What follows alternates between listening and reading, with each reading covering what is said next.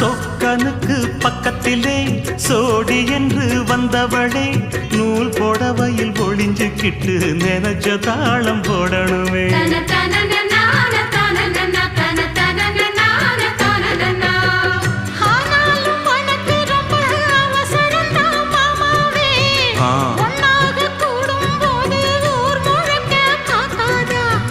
பார்த்தாலும் தவறு இல்ல பனியுறங்கும் ரோசாவே உன்னால சொத்த வச்ச மூக்குலதான் வைக்காதா.